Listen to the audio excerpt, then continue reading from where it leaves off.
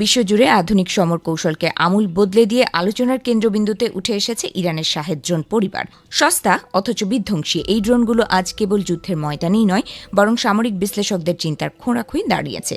দূরপাল্লার ক্রুজ মিসাইলের তুলনায় অত্যন্ত কম খরচে তৈরি এই ড্রোনগুলো যখন ঝাঁকে ঝাঁকে আকাশপথ দখল করে নেয়, তখন বিশ্বের বাঘা বাঘা আকাশ প্রতিরক্ষা ব্যবস্থাও হিমশিম খেয়ে যায়। ইউক্রেন যুদ্ধের প্রেক্ষাপটে রাশিয়ার হাতে গেরান 2 নামে পরিচিত এই ড্রোনগুলোর কার্যকারিতা বিশ্ববাসী প্রত্যক্ষ করেছে।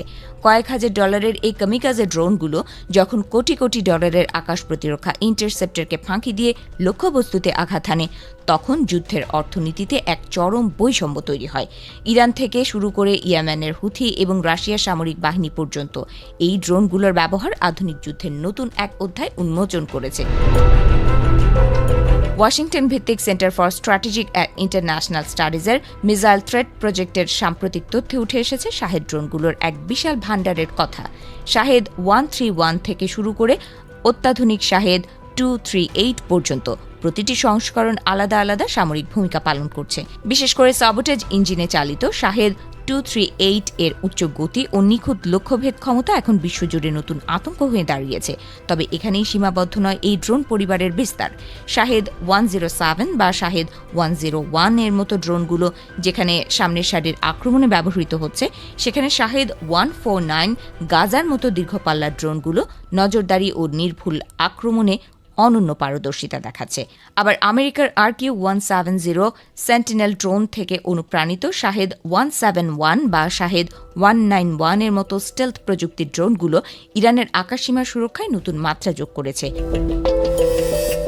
চলতি বছরের মার্চ মাসে সৌদি আরবের প্রিন্স সুলতান বিমান ঘাঁটিতে শাহেদ 136 ড্রোন দ্বারা মার্কিন বিমান বাহিনীর E-3 sentry airborne warning and control system ধ্বংসের ঘটনাটি যেন এক বড় ধরনের ভূ রাজনৈতিক ধাক্কা দিয়েছে।